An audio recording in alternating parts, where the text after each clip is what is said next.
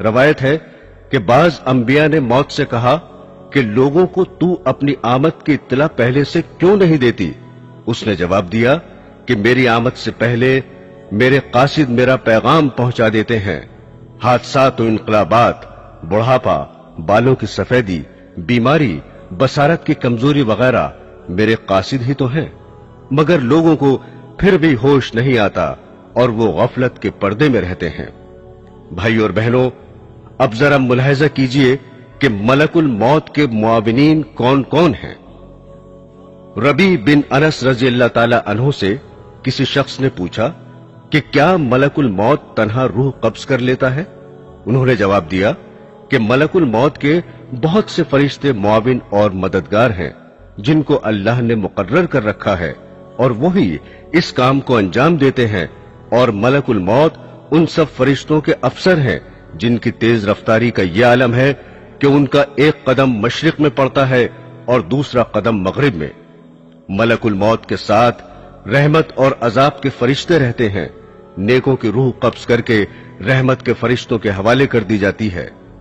حضرت انس سے روایت ہے کہ سرور کائنات حضور صلی اللہ علیہ وسلم نے فرمایا کہ موت کے وقت میت کو چاروں طرف سے فرشتے گھیرے اور جکڑے رہتے ہیں، اگر وہ ایسا نہ کرتے تو مرنے والے موت کی سختی اور شدت تکلیف سے جنگلوں میں بھاگے بھاگے پھرتے، اور نیک بندے کی میت پر فرشتے دعا اور استغفار اس وقت تک کرتے رہتے ہیں جب تک اس کے متعلقین تکفین و تدفین سے فارغ نہیں ہو جاتے۔ اس طرح ملک الموت کے ساتھ بہت سے فرشتے رہتے ہیں۔ حضرت سلیمان نے ملک الموت سے پوچھا کہ تم لوگوں کے ساتھ انصاف کیوں نہیں کرتے؟ کسی کی روح تو فوری طور پر قبض کر لیتے ہو اور اسے جلد سے جلد تر اس دنیا سے منتقل کر دیتے ہو، اور کسی کو تکلیفوں اور اذیتوں میں اس طرح الجھاتے ہو کہ وہ لاچار اور مجبور پڑا تڑپا کرتا ہے۔ ملک الموت نے کہا کہ یہ بات میرے قبضے اور اختیار میں نہیں ہے، ہر ایک کے نام کا ایک صحیفہ مجھے ملتا ہے، جیسا حکم ہوتا ہے بجا لاتا ہوں۔ روایت ہے کہ شعبان کے مہینے میں ملک الموت کو ایک کاغذ دیا جاتا ہے، اس میں ان تمام لوگوں کے نام لکھے رہتے ہیں جن کی روح قبض کرنے اس سال ان کے ذمے ہوتا ہے، مگر دنیا کے لوگ اپنی آرائش اور آسائش کے کاموں میں مصروف رہتے ہیں، دولت کی فراہمی، مکان کی تعمیر، کھیتی باڑی، شادی بیاہ، غرض کے طرح طرح کی تیاریاں کرتے ہیں، اور وہ بالکل نہیں جانتے کہ اس سال ان سے دنیا چھوٹ جائے گی، حالانکہ ان کا نام ملک الموت کے کاغذ میں تحریر ہوتا ہے، اور ملک الموت روزانہ ہر مکان میں 3 مرتبہ اس لیے جاتے ہیں کہ جس شخص کی مدت پوری ہو چکی ہے اس کی روح قبض کر لی جائے۔ پس جب یہ کسی کی جان لیتے ہیں تو مرنے والے کے متعلقین رونا چلانا شروع کر دیتے ہیں۔ اس وقت ملک الموت دروازے کا بازو پکڑ کر کہتے ہیں کہ بخدا میں نے کوئی زیادتی نہیں کی، نہ میں نے اس کی روزی چھینی ہے، اور نہ میں نے وقت سے پہلے اس کی روح قبض کی ہے، اس کا وقت پورا ہو چکا ہے، میں نے اللہ کے حکم کی تعمیل کی اور اپنا فرض ادا کیا۔ حضرات گرامی، جیسا کہ آپ کو علم ہوگا کہ موت کا ایک دن معین ہے، جی ہاں، انسان کہیں بھی ہو، کسی بھی حالت میں ہو، مقررہ وقت پر موت آ کے رہے گی، کسی صورت میں موت سے مفر نہیں، اور نہ کوئی تدبیر کارگر ہوگی، نہ کوئی طاقت روک سکے گی، اور نہ 1 منٹ کم و بیش ہو سکے گا۔ کل نفس ذائقۃ الموت، ہر نفس کو موت کا مزہ چکھنا ہے۔ ایک بادشاہ زربفت فاخرہ اور قیمتی ملبوس میں ایک عمدہ اور عالیشان گھوڑے پر سوار ہو کر ایک لشکر عظیم کے ساتھ بڑے غرور سے نکلا۔ غرور و تکبر کا یہ عالم تھا کہ کسی طرف دیکھتا بھی نہ تھا۔ ملک الموت ایک فقیر کی صورت میں پھٹے پرانے کپڑے پہنے ہوئے نمودار ہوئے اور آ کر سلام کیا۔ اس مغرور بادشاہ نے جواب بھی نہ دیا۔ ملک الموت نے اس کے گھوڑے کی باک پکڑ لی۔ اس نے کہا، ہٹ جا، میری راہ میں مخل نہ ہو۔ ملک الموت نے کہا، اے بادشاہ، مجھے تو تجھ سے کچھ کہنا ہے۔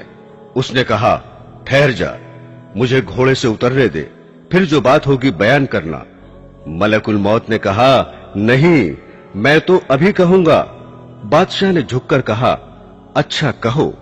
फकीर ने चुपके से उसके कान में कह दिया कि मैं मलकुल मौत हूं और इसलिए आया हूं कि इसी वक्त तेरी रूह कब्ज करूं। ये सुनकर बादशाह का रंग मुतगय्यर हो गया और जबान गुंग हो गई। मुश्किल से बोला कि मुझे इतनी मोहलत दो कि घर जाकर अपने फर्जंद से मिल लूं। कहा, हरगिज नहीं। उसी वक्त उसकी रूह निकाल ली और वो घोड़े से गिर गया। दोस्तों, जहां की खाक होती है वहीं मदफन भी होता है। इस सिलसिले में चंद रवायात हैं।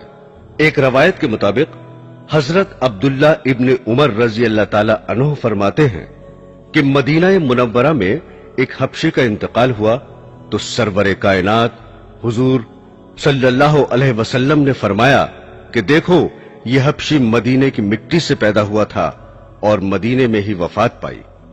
हजरत अब्दुल्ला इब्ने मसूद रजी अल्लाह ताला अन्हु कहते हैं कि औरत के रहम पर एक फरिश्ता इस काम के लिए मुकर्रर होता है कि वो इंसानी नुतफे के बारे में खुदा से पूछता है कि नुतफा तख्लीक के काबिल है या नहीं। अगर खुदा की तरफ से हुक्म मिलता है कि तख्लीक के काबिल है तो वो अल्लाह ताला से उसके रिस्क और उम्र की तफसील दरियाफ्त करता है। इरशाद बारी होता है कि लौहे महफूज में देखो। लौहे महफूज में तमाम तफसीलात देखने के बाद वो फरिश्ता उस जगह की थोड़ी मिट्टी जहां वो मरने के बाद दफन होगा उसके नुतफे मिलाकर खमीर करता है। हुजूर अकरम सल्लल्लाहु अलैहि वसल्लम ने फरमाया कि इंसान की तजहीज में जहां की खाक होती है वहां जाने की कुदरती तौर पर उसको जरूरत पेश होती है। एक रवायत है कि मलकुल मौत एक रोज हजरत सुलेमान अलैहिस्सलाम के पास गए।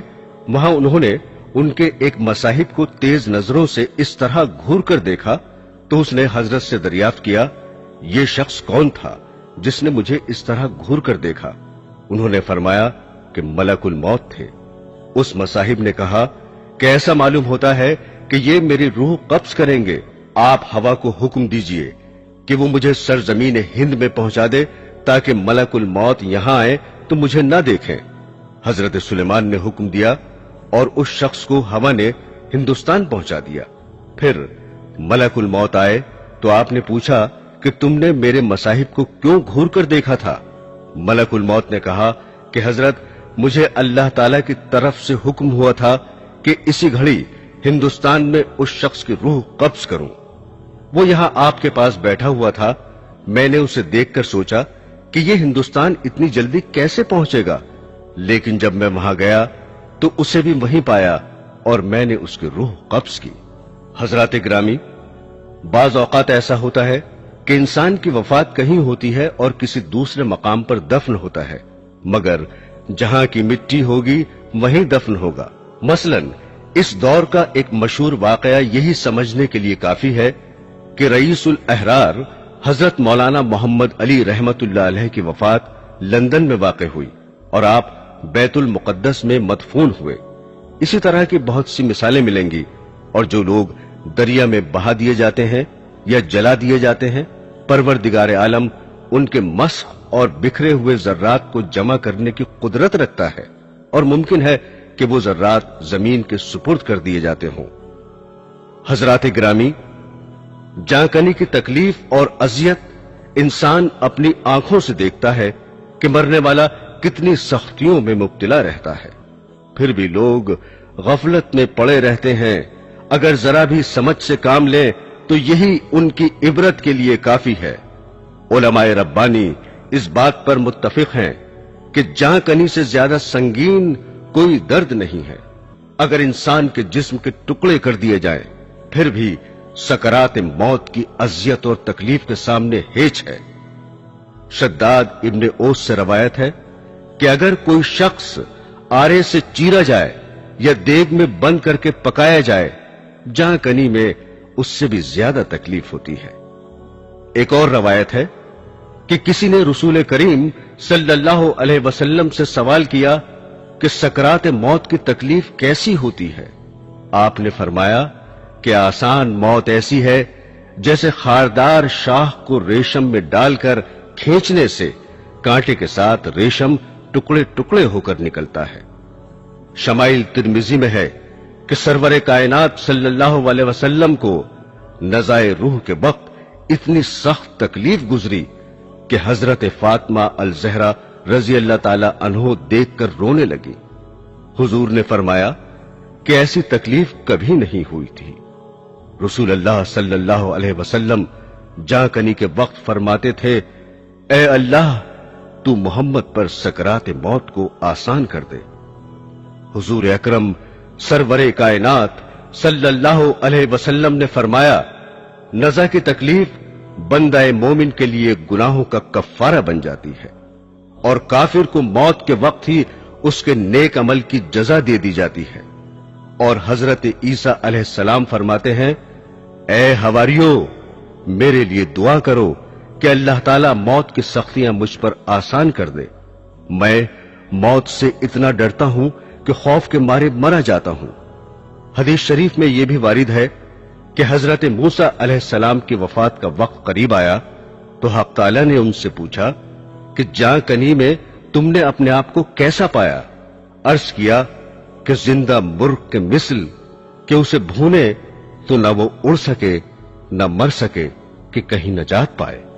एक सहाबी से रवायत है कि हुजूर नबी करीम सल्लल्लाहु अलैहि वसल्लम ने फरमाया कि मौत की तकलीफ इस कदर सख्त और संगीन होती है कि अगर उसका एक कतरा भी जमीन और आसमान पर डाल दिया जाए तो सब जमीन वाले मर जाएंगे।